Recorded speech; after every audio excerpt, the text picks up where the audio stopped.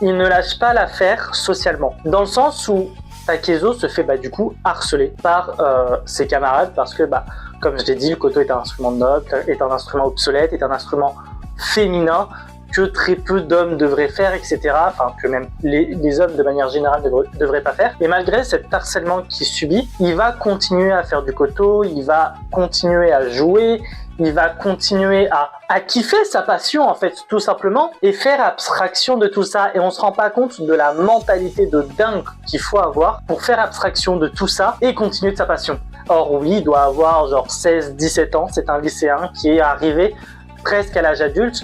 Donc on va dire que la mentalité n'est pas forcément la même que quand tu es au collège, etc.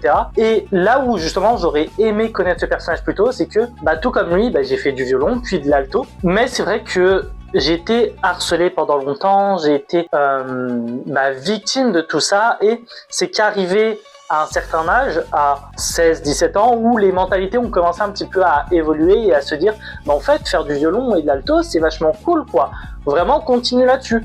Mais ça, ce message-là, j'ai vu qu'assez tardivement, et c'est vrai que de la primaire jusqu'à début lycée, voire milieu lycée, j'ai subi énormément de réflexions sur pourquoi tu fais du violon, est-ce que tu fais vraiment ça par plaisir, pourquoi tu te mets pas un autre instrument, genre de la guitare, etc., ça fait beaucoup plus masculin, ou pourquoi tu fais pas du sport tout court, ça fait plus masculin que faire de la musique, tu vois. C'est vrai que tout ça, c'est des réflexions. En plus, je suis typé, donc quand t'es d'origine algérienne et que tu fais du violon au lieu de faire du foot, tu vois, on t'affiche directement, tu vois. Mais c'est sûr que ça m'aurait peut-être donné un peu plus de courage, ça m'aurait peut-être donné un peu plus de volonté à continuer le violon, l'alto. Alors j'ai continué bien sûr, mais j'ai toujours été dans la réserve, j'ai toujours rechigné un petit peu dans le sens où j'étais pas très dans l'acceptation de ce que je faisais. J'assumais pas trop. Franchement, j'assumais pas trop ce que je faisais. Et c'est vrai que subir cette pression familiale, subir cette pression sociétale